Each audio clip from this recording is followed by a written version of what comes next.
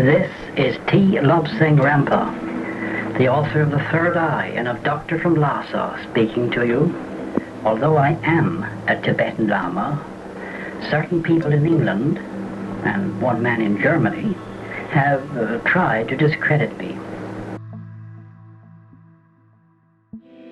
I realised that, this is an absolutely fascinating guy. He's almost like a kind of an occult James Bond in some respects.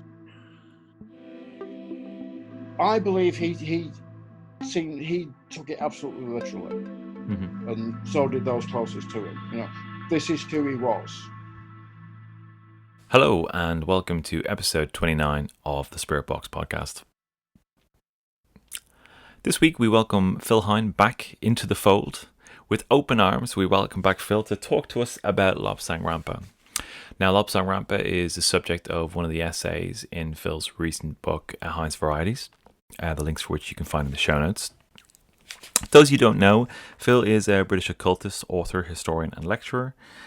He's best known and renowned for his work in chaos magic, but has been a significant figure in the UK pagan community and is really well known for his great work into research into tantric systems. So I'm absolutely delighted to have Phil back. This was a really fun show to record, and I'm not going to waffle too much, and we'll get on with it. For patrons, I will do a reading from the book The Cave of the Ancients, which we talk about in the show, and you'll get a sense of why I absolutely adored these books when I was a teenager, and why I got obsessed with ancient archaeology and magic and all the wonderful, wonderful subjects that go with that territory. If you're not a patron, now's the perfect opportunity to become one.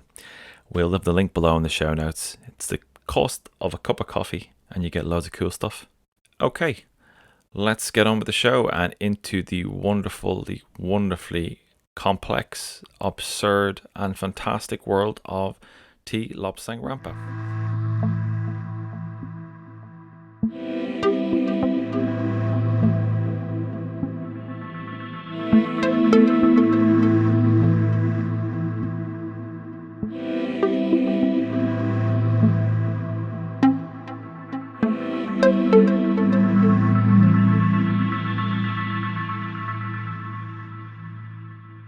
Phil, you're very welcome back to the Spirit Box. It's lovely to have you back, and today we're going to talk about Lobsang Rampa. How this show has come about was when I first read the chapter in your book on Lobsang. I mentioned to you that I have a ton of these books at home from my mother, and grew up reading them. And then a while ago, I tweeted you on Twitter a beautifully arranged collage of the covers from home, and that kind of uncorked the Lobsang bottle again, and here we are. So I guess to get the show on the road, why did you get into Lobsang Rampa in the first place? Well, I don't remember reading him when I was younger, but I think I probably must have done, because when I first got into the occult around the age of 16 or 17, I just basically read everything I could lay my hands on. So I'm pretty sure that in that great mass of stuff that I read, there must have been at least one Lobsang Rampa book. But a few years ago, I started getting interested in two related subjects, really. One is people who are kind of like very famous during their time and have now dropped off the radar, and also how, if you like, the mystic East is represented in Western literature. So I started, casting around for a good subject, and Lobsang Rampa came up because I was reading a book which was dealing with, if you like, the Western imaginary of Tibet, and that had a chapter on Lobsang Rampa, and I thought, oh, okay, I can, look at him. There's been quite a lot of critical work done on the Rampa phenomena over the years by various academics. So I thought, okay, well, I'll read a few academic articles, do a bit of research, and it won't take me long to knock up a lecture. So I thought, and like it took 6 months, because as I kind of like fell into the Lobsang Rampa world, if you like, I ended up reading all of these books, hanging out on Lobsang Rampa fan forums, reading more critical stuff about him until I felt I had enough of a sense of him to do a lecture. And that's what that essay that's in my new book, Hine's Varieties, available from Original Falcon, blah, blah, blah. That's where that essay started off. It was a lecture at Treadwell's Bookshop. And, you know, I think Rampa's one of these absolutely fascinating characters who was hugely influential across the 1960s and 70s and 80s even. And, you know, he's still popular now with a certain segment of the reading public.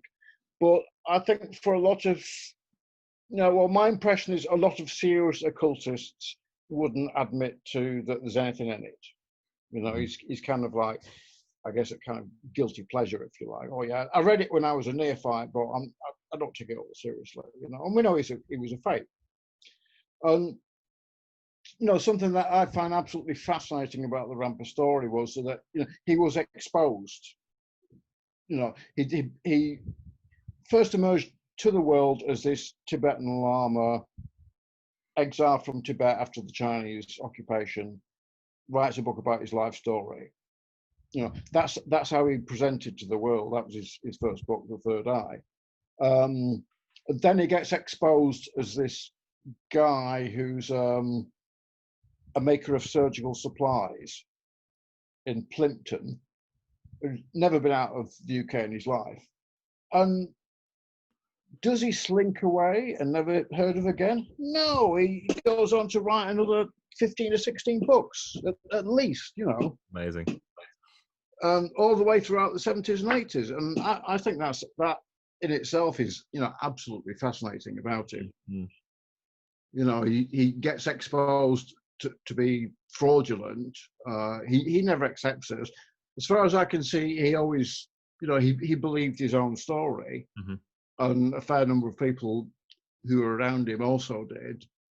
But, you know, when he's exposed by this private detective that various scholars hire to kind of like find out about him, you know, he doesn't disappear. He just keeps on writing books.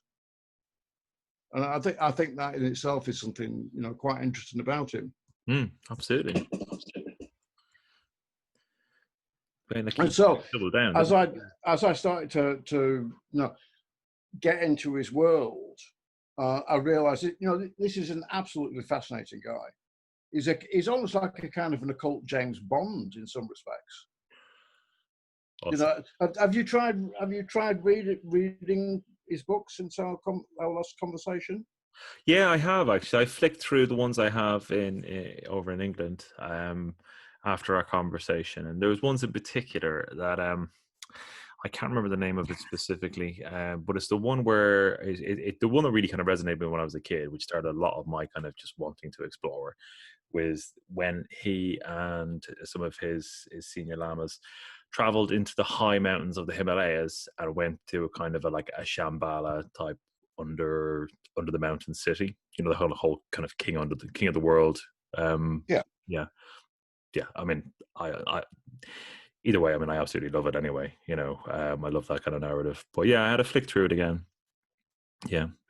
And, you know, I had a look again at the whole thing of the walk-in that he kind of put as his kind of counter argument to being exposed. Well, because he's decades before the idea of the walk-in becomes prominent. Yeah, well, that's it. You know, and of course, you know, this is his story that he.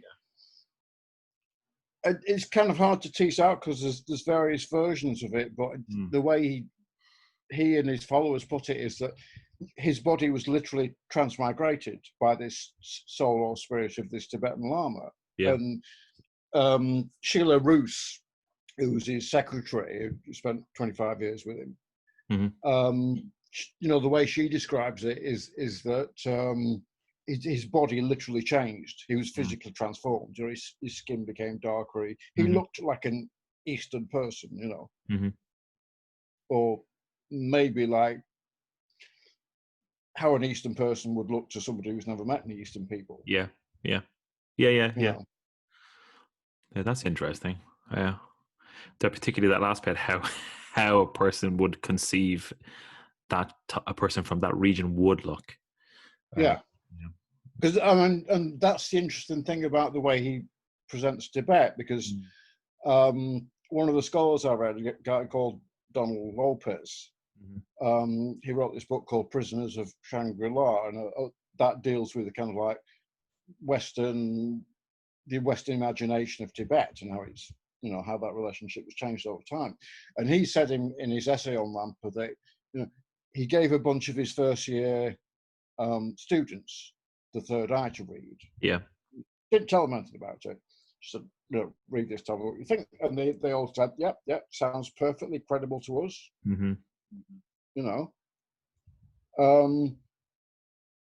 And he kind of presents this, his Tibet is kind of like, it's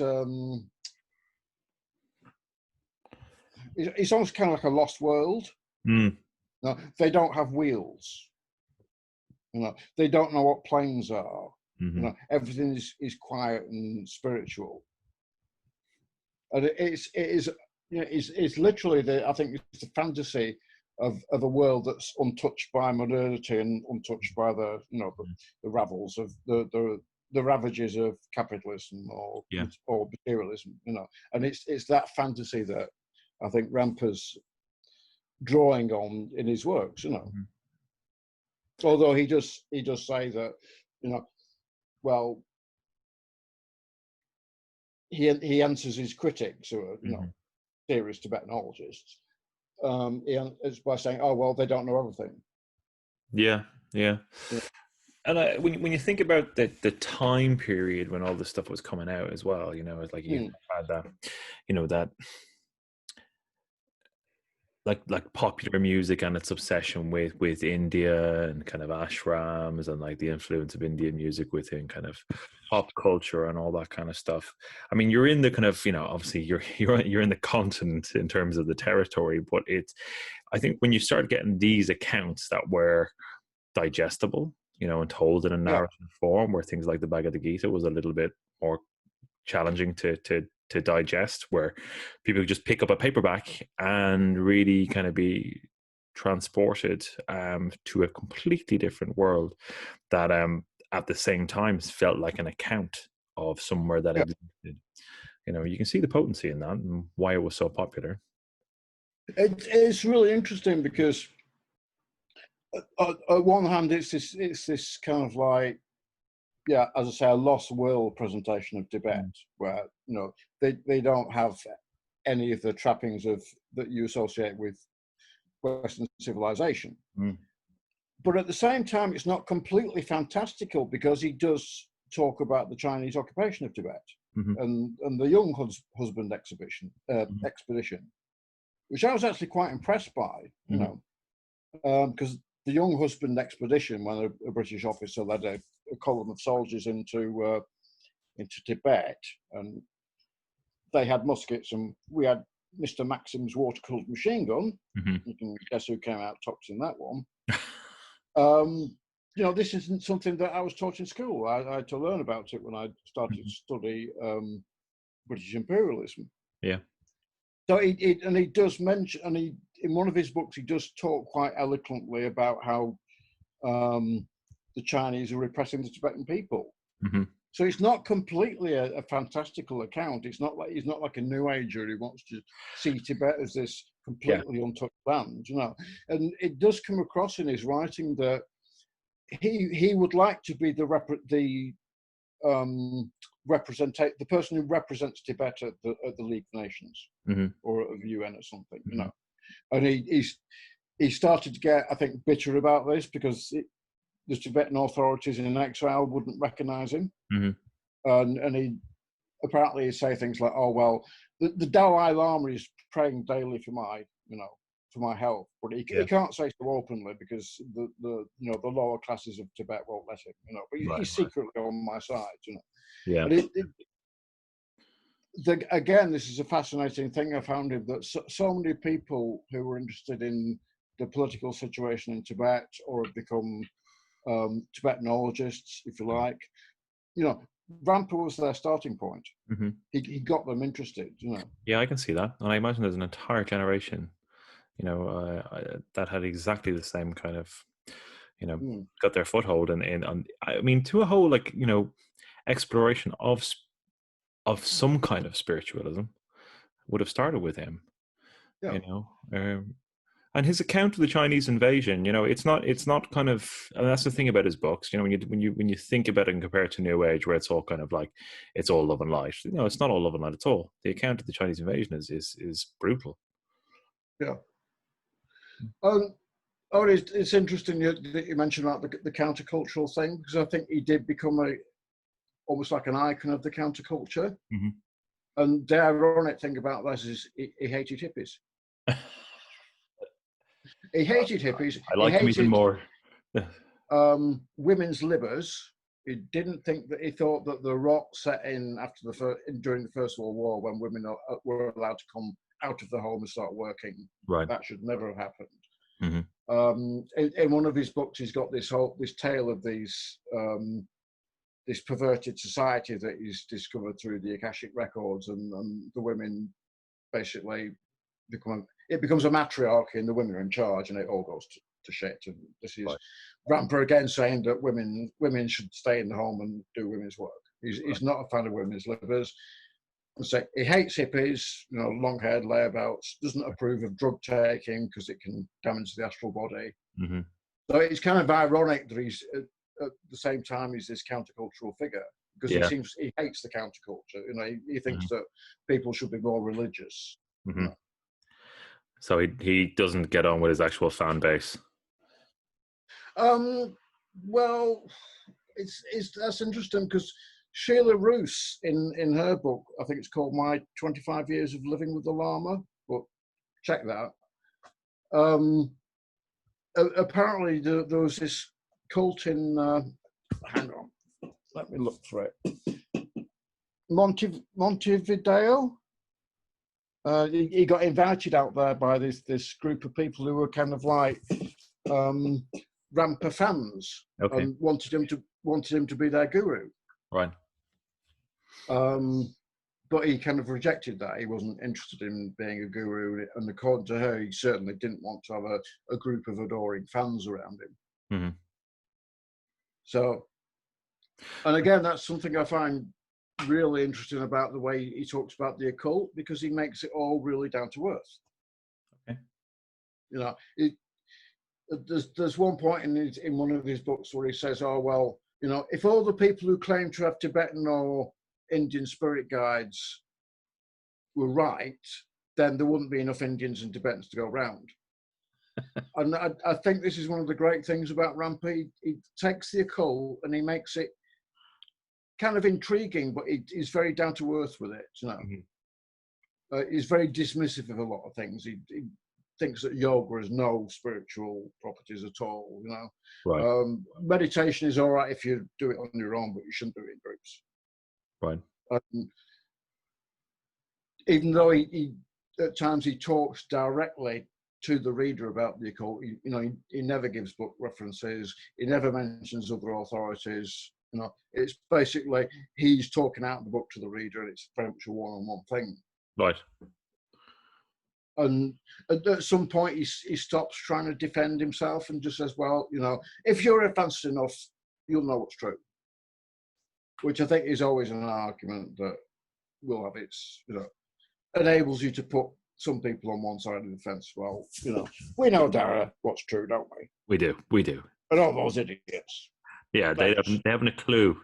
They haven't a clue. So, and it's that kind of argument that's really potent. Mm-hmm. Yeah.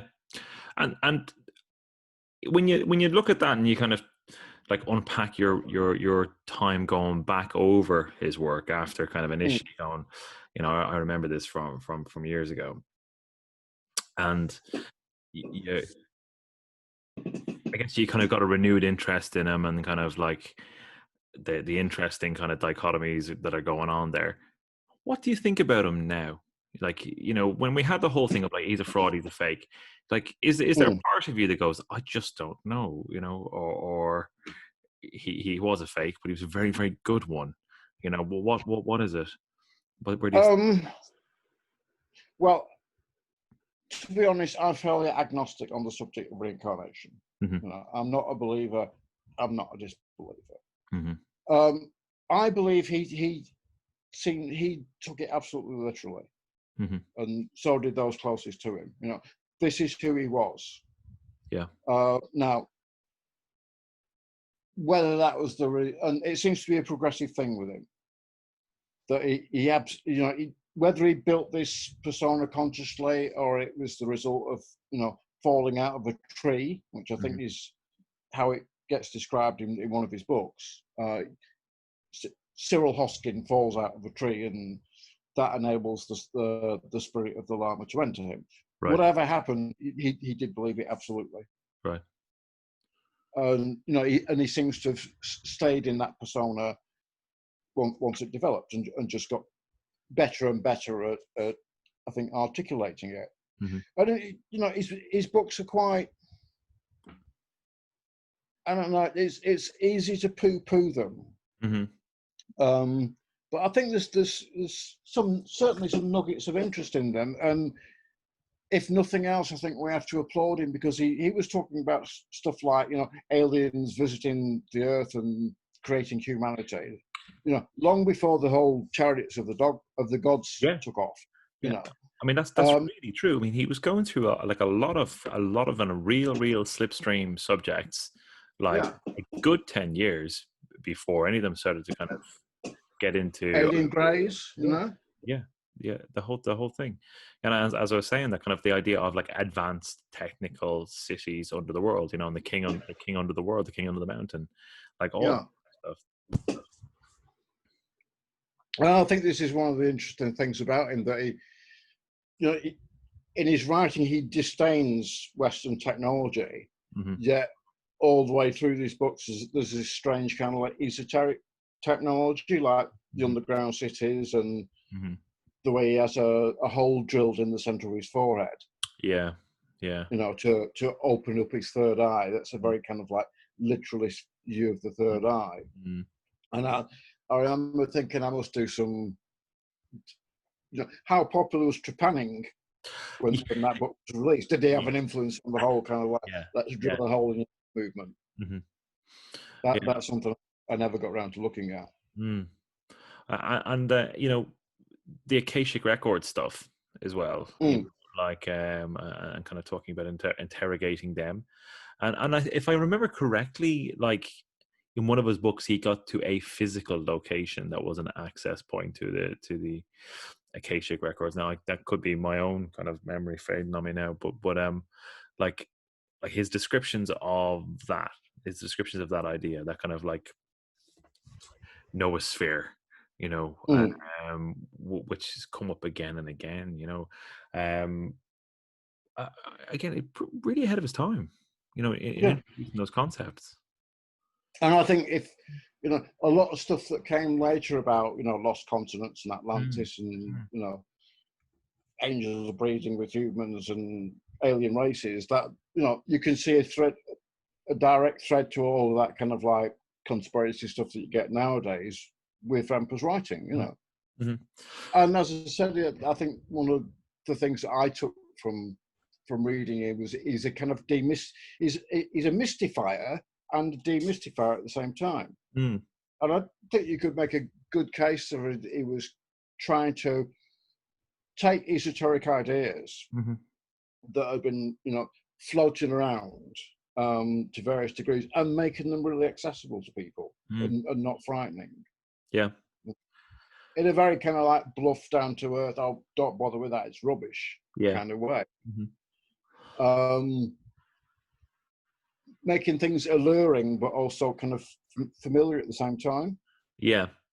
I think that bit of familiarity is really interesting, because, when we talk about Tibet, and we talk about it in the context of when these books were written and where they were written and the market that they were in, that Tibet, air travel really was not an accessible thing. at the time. It only just started kind of commercial air travel in the 60s. Yeah. People weren't flying to Tibet. It might as well have been the moon, really, in terms of kind of accessibility. But Oh yeah, it was completely inaccessible. yeah, and to be able to kind of bring that to to kind of wider kind of English speaking world's consciousness, and do it. So it's got that, and do it in a way that is kind of matter of fact, that has kind of a familiarity, but at the same time is describing. It might as well have been describing fairyland. Yeah. Far away. It's really, really interesting. Going back to the bit where you talked about him falling out of a tree as Cyril and kind of waking up as Lobsang. Part of me kind of thinks about the whole thing of like, people get a bang on the head and they wake up with a French accent, or they can speak German. They kind of they get those mad things that happen, kind of Ripley's Believe It or Not cases. I mean, maybe there's something to that. Maybe there's something to his case in that regard, that the bang on the head has some legitimacy in that it accessed something. Yeah. Who knows? Yeah, who knows? There's an incident after when all the brouhaha was going on about him, because basically how he got published. I mean, this is in my essay, but just to recap it, he seemed to have taken his manuscript to several publishers, all of whom, got their learned scholars to read it, and they all said, no, this is rubbish. And then he took it to, I think it was, hang on, let me check. It was Secker and Warburg in London, I think, that first published it. And apparently Frederick Warburg, who was the boss, said that Rampa read his palm and told him several things about him that kind of surprised him. And he sent the manuscript to Heinrich Harrer and Marco Pallis, who are mountaineers who'd been to Tibet, and David Snellgrove, who was a very respected scholar of Tibetan studies, and they all basically said this book is bollocks, Right. But they went ahead and printed it anyway with a kind of disclaimer. And in the first 18 months of publication, it sold 300,000 copies. Jesus. Yeah, and that's just in the UK. Just in the UK? Just in the UK, yeah. And within 2 years, it had 9 hardback printings in the UK and French and German editions. That's remarkable. And, I think, what's it? The Times Literary Supplement lauded it as a near work of art. Right. Whilst the Observer called it an extraordinary and exciting book. Mm-hmm. So this book, The Third Eye, his first book, got just tons and tons of publicity. Right. And then Marco Pallis, who was one of the guys who read this book for the publishers and said it's rubbish. He hired this guy called Clifford Burgess, who was a private detective, to discover the true identity. And that's how they found out that Lobsang Rampa was also known as Cyril Henry Hoskin, born in Plympton, Devonshire. And he'd worked as a surgical goods manufacturer and a clerk for a company that offered education via correspondence courses. And there was no evidence that he'd ever been out of the UK. And after that, the various newspapers in England and America and Europe, kind of broke the story. Yeah. And there's a story around that time that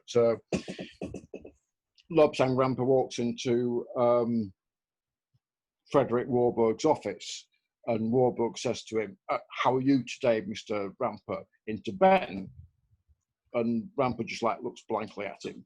Right. And then Frederick Warburg says, "Oh, that was Tibetan." And immediately he falls on the floor and has this kind of proto-epileptic fit.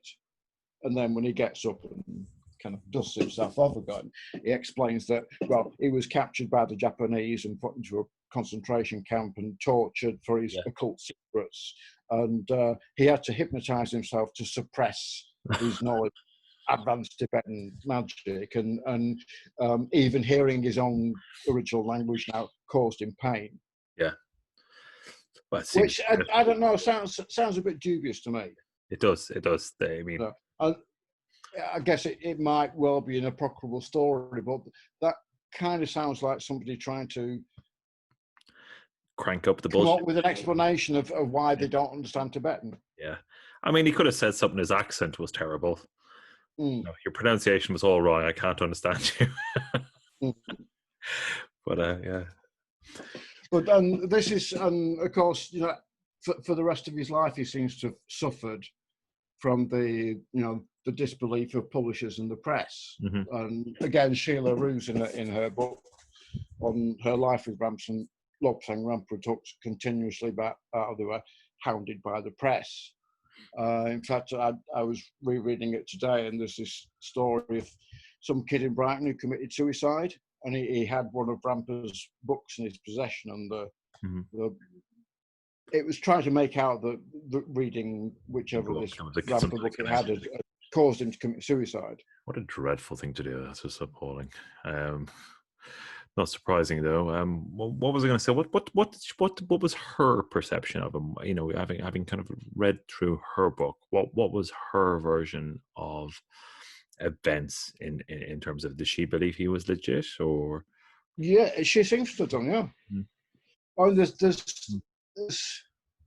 it's an interesting read because she just seems to take him as almost completely at face value. Right. It's almost like she's kind of like, there was a bit of a scandal about her because she was like a society heiress, like a debutante or something. Okay. And she kind of left her family and left her society connections and to follow Lobsang Rampa about. Mm-hmm. And she seems to have been with him almost until he died. I think she actually kind of has a falling out with either him or his wife. Right. Just before he dies, but she seems to have taken him completely at face value. There's this wonderful bit in the book where she's talking about how he was, one of the things he wanted to give to the world was the evidence of the human aura, and he devised a way of taking pictures of the human aura with a Polaroid camera. Okay.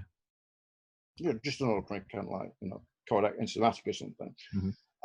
And she completely blasé. She says, "Oh well, you know, apparently women have brighter auras than men, and so he wanted to take pictures of young women without their clothes on." Naturally. And I think he was in Dublin at the time, and they put an advertisement out, you know, wanted young women to pose for photographs of the human aura without clothes, and there were quite a few takers. Mm-hmm. But again, I guess I'm a bit cynical, and I read that and I thought, oh yeah, you know, taking pictures of young women without the clothes on. But you know, she just, you know, it's a regular thing. I mean, gurus tend to end up in that area. Completely accepted, you know. Yeah. And that's, I really need to reread her book again, I think, because she doesn't seem, she always seems to take his side. She doesn't seem to criticize him, but she's very acutely aware of, you know, wherever he goes, he attracts attention. Apparently, people used to, when he was getting on, he was used to tool around Montreal in an electric wheelchair, and people would come up to him and say, "Oh, are you Lobsang Rampa?" And he'd go, "No, I'm not. Bugger off."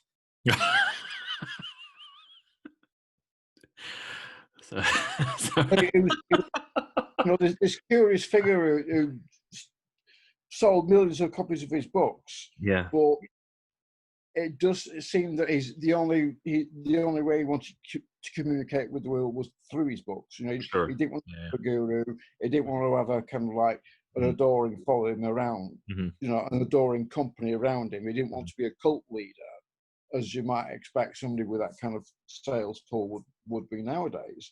It does seem that he genuinely wasn't interested in that. Right. and he does say in one of his books that there is a special level of the Buddhist hell for publishers, newspaper people, women's livers, and layabouts with long hair. Well, apart from the women's libbers, I'm not too disagreeing with him too much. I mean, there does seem to be kind of, from your description, there just seems to be kind of a little bit of a curmudgeon in there as well, a quite kind of eccentric English curmudgeon. Yeah. Somehow interspliced with a seemingly amazing intuitive knowledge of esoterica, and I guess some understanding of Tibetan structure, societal structure. I mean, actually, revisiting my last bit there, did he have an understanding of Tibetan societal structure? I think that's really difficult to say. Mm. All of his critics basically said he's got this stuff from Theosophy, from James Hillman's Lost Horizon, from popular works. Mm-hmm. Some of the scholars who wrote about him were completely incensed and said that the whole thing was fakery and actually a disservice to the Tibetan people. Mm-hmm. It's one of those weird things where it's kind of like, it sounds mystical, so it must be true. Mm-hmm. But what I find interesting is there's almost this.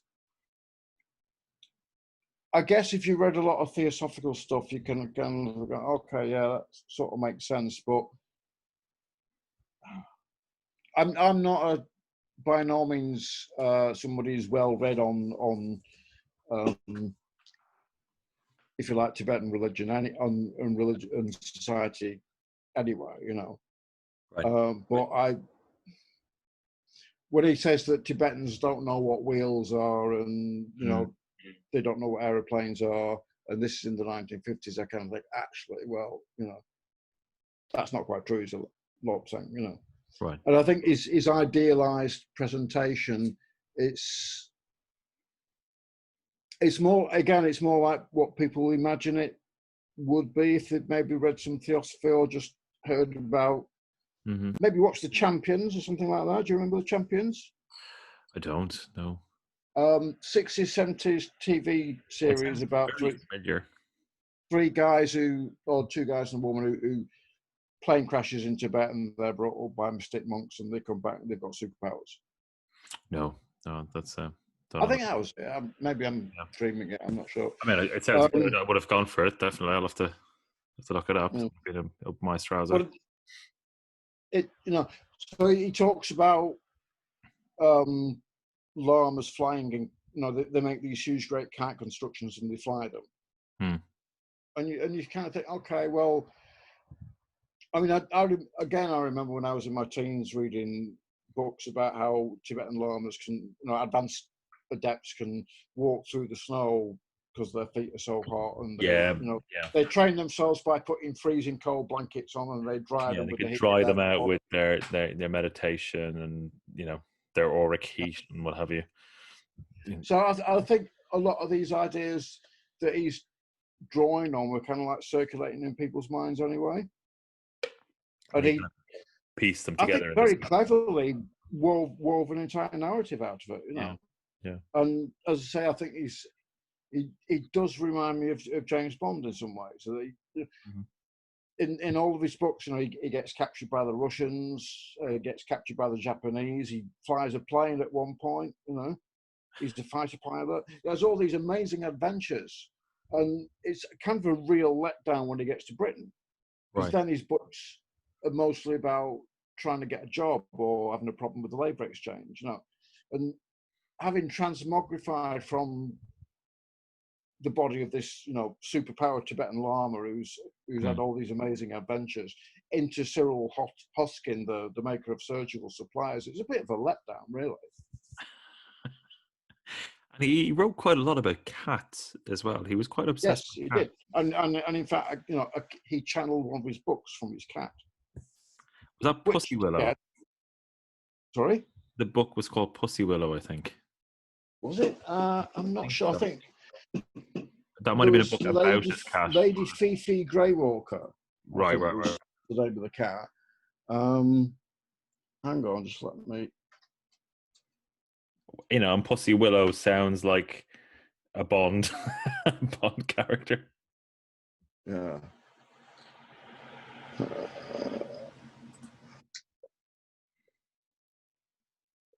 No, I can't find it. It's somewhere. There was definitely a book that was, as you say, was published through his cat.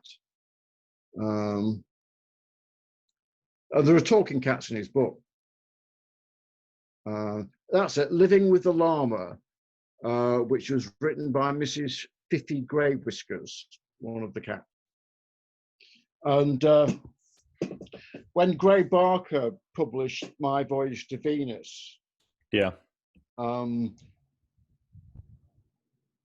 Lobsang Rampa got wind of that and said, well, I'll only give you my permission to publish it, basically, if you donate some of the profits to some kind of Save the Cat League. Right. And My Visit to Venus was a kind of unauthorized anthology of Rampa's writings. That was done by Gray Barker, who was the author of They Knew Too Much About Flying Saucers. Right. He's the guy who came up with the whole Men in Black idea, or he's now credited okay. with adding the Man in Black component to UFO folklore.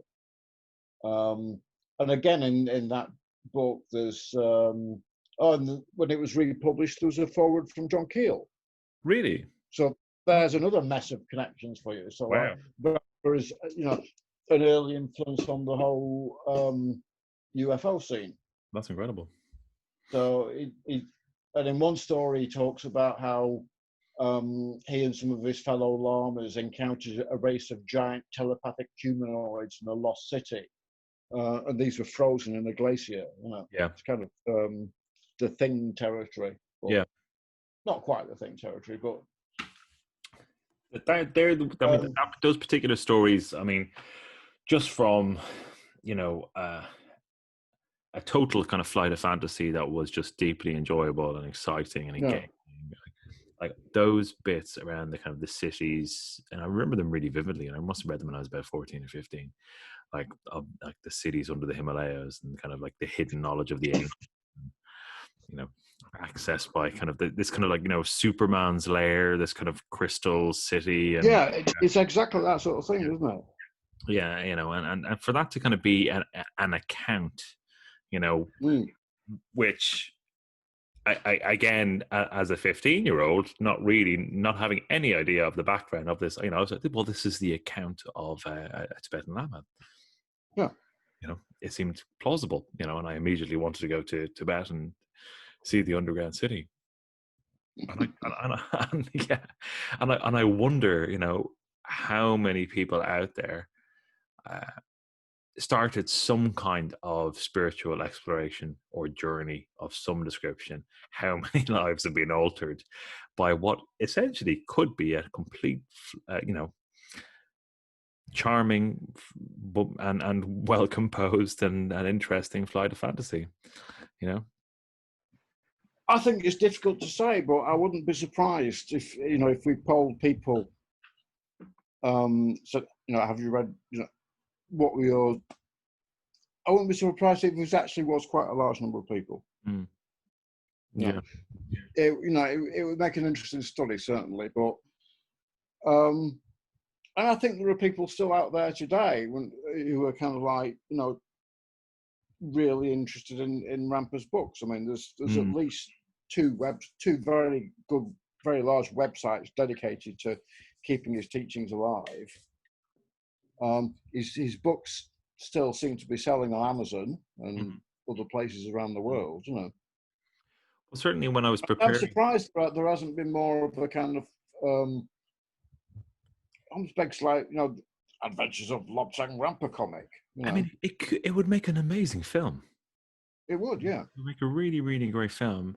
I mean, even just kind of when I was preparing for for our conversation, and kind of thinking about, well, this, we can make a really great video with this, as opposed to just a podcast.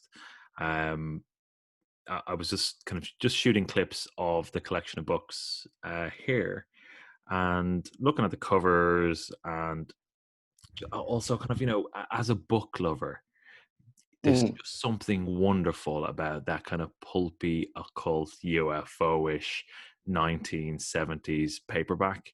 That's just wonderful. And just looking at those covers and kind of what they represented, and kind of, think things like the mandalas on the front of a few of the books, and the illustration of the third eye literally in the forehead. They were wonderful, wonderful things. I'm really just reminiscing now.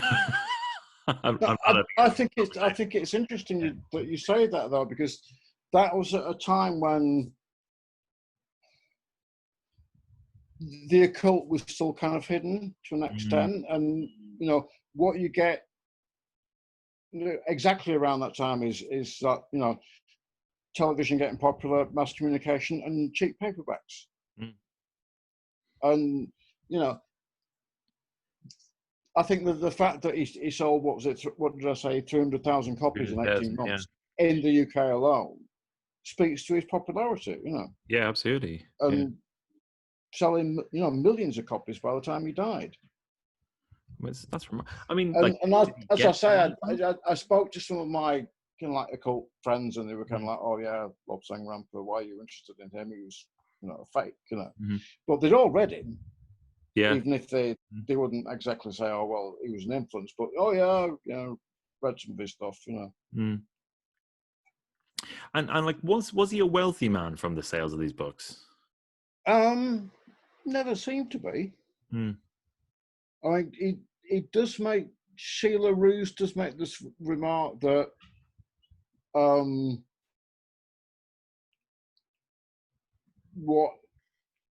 he wanted her to almost like, he wanted her and his wife to stay together after he died. Right. And she was kind of, and I think she didn't actually get on that well with his wife. And she says, "Well, no, why would we do that?"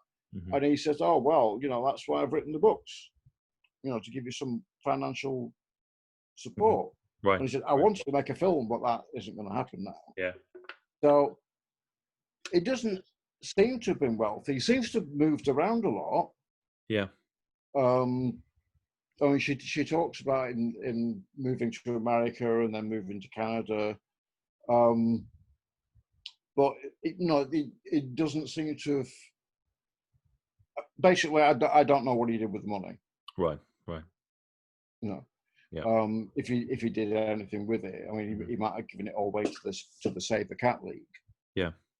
But again, he's this interesting character for me because he's got all the trappings of a cult leader but he doesn't want to be a cult leader. He doesn't want to be a guru apart from through his books, Yeah. I mean, I really do see why you're interested in him, and kind of, when we started this conversation, you defined him as a kind of a James Bond figure. And I that kind of surprised me when you said that. I was expecting you to kind of call him a bit more of a Walter Mitty, but kind of after we've gone through this conversation, I do see where you're getting with it. There is a kind of an element to him that is just kind of out there, but kind of like, daring it in it as well, and kind of dashing it in it. Well, the character of Lobsang Rampa, he has these amazing adventures, all in fairly inaccessible places. Yeah. And, in the same way that James Bond's got his kind of gadgets, Lobsang Rampa's got his huge flying kites and his kind of like, instruments for looking at the soul, or he's got the access to the Akashic records, which I always found that to be a really scary concept. Everything that's ever done or been said by anybody is on the Akashic records, and if you're a super adept, you can just go and look up somebody's Akashic records. I mean, it's something really out of 1984 there. Yeah. If Yeah, you're it's bad, very frightening. if you're bad, the adepts will go and look up your Akashic records. Someone's kind of like, oh, we're looking up your Google search history there. Yeah, Now, totally. Yeah, just you're imagine not your internal world, your you're not getting internal Akashic world being playing with that. You're in indexable. trouble now. But again, like, you know, it's one that is fairly established now, you know, and it's, Yeah. you know, we talk about that. You talk about kind of like the Egyptian version of what happens when we die. You know, it's a version of the Akashic record is consulted and the heart is weighed. You know, where does that information come from? Like, it's, you know, virtually in all major faiths there is the idea of a log. There's a logbook, you know, of some description. So yeah, interesting. Yeah, but it's usually the gods who get to look at it, not individuals. Yeah, it's very true. Yeah, you're right. Yeah. Not a maker of surgical supplies from Plympton, am I? Yeah, Cyril just rocks up and has a look. Yeah. Yeah. Well, it's a wonderful story. And in terms of kind of what you've got coming up as well, obviously you've got your essay in your book, and we'll have that in the show notes. But what other pieces have you got coming up at the moment now? Well, I'm working on a series of lectures for the Treadwell's subscriber only lecture series. The idea is you pay them some money each month and you get access to kind of like the back catalogue of audio lectures. So I'm currently going through a lot of my lectures that I've given at Treadwell's over the years and repurposing them, and they'll be releasing them. Awesome. Over time. Aside from that, there's a new issue of Rituals and Declarations magazine out I very saw soon. that. I saw that yesterday. It came out. Which I have a short article in. Brilliant. It's called Reflections of a Pagan magazine editor, and it's basically me waffling about what it was like to edit a pagan magazine in the mid-80s. Awesome. Aside from that, well, I've got a couple of publishing projects on the go, but I don't really want to talk about them at the moment. Yeah, cool, no problem. Until they're more advanced. Yeah, and in terms of the Treadwell stuff, so it basically, if someone subscribes, they can go in and kind of watch. They can watch all the lectures that are on there, yeah. And I hope to be adding more over the course of the next few months. And is that part of your chakra series, or are those just? No, there's separate. Trebles are still selling the 4 chakra books. And I actually am thinking of kind of like looking at those original lectures and maybe redoing maybe a couple of them for that series. But since, you know, most of the material that's in the books is the lectures anyway, I don't want to cross over that too. What I've done for Trebles is I did my lecture on the Cannibal Club. Okay. Which is this weird drinking club part of the London Anthropological Society, and it's about the various characters that were in the Anthropological Society and the Cannibal Club, and how they were involved with the production of anthropology and pornography during the 19th century. I've also doing a series called The Origins of Tantra, which looks at the growth of the tantric religions. It's a 3-part series. There's 2 parts on there there already, and I'm working on the 3rd now. Yeah. And that's mostly what I've been doing. Wonderful. Well, it sounds like some incredible stuff. That Cannibal Club I've never heard of. That sounds amazing. Again, that sounds like another film. You know, like I think you need to consider some film script writing, Phil. There's some amazing stories here. I have actually been approached by somebody a few months ago who was interested in doing the Cannibal Club as a TV series, but thanks to lockdown, we've kind of drifted out of context. Sure. But I have had a couple of meetings about that. Well, if you want me to come on and talk about the Cannibal Club at some point, I'd be only too happy. I think we should definitely get that one in. That sounds great. I really, really enjoyed this conversation. It's been great to catch up with you. I have to get it in, you know, snake in my own bit at the end. I believe you had some fantastic photographs of some tantric rituals from India in a few of those lectures. Yes, I you very kindly let me use some of your fantastic photographs of agoric rituals in the lecture slides. Yes. Worth watching it just to see those. Oh, you're too generous. You're too generous, Phil. Oh, so are you. Well, it's been absolutely wonderful to catch up with you, and I really enjoyed the Tales of Lobsang. So in terms of the best places to find you, people can find you in Treadwell's. I'll leave the link for Hine's Varieties in the show notes. And is the best place for people to find you on the Twitters or? Yeah. Great stuff. Yeah, I'm hardly off Facebook at the moment. Yeah. Brilliant. So Twitter is the best place to engage with me. Fantastic. Thank you very much. You could mention my blog as well. Oh yes, sorry. Where's your blog? http://enfolding.org. That's the one. Now we'll leave that in the show. Where in fact you can find my essay on Lobsang Rampa in I think 4 parts. Brilliant. Because it's up there as well. Fantastic. Thank you so much, Phil. It's been a real pleasure. It's been lovely. Yeah.